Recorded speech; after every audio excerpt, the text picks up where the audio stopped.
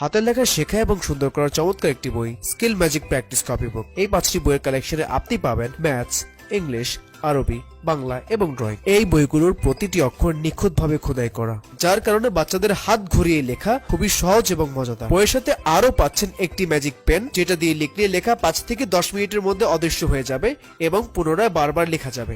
অতএব বড় ও মোটা খাতা বারবার কেনার ঝামেলা আর থাকবে না।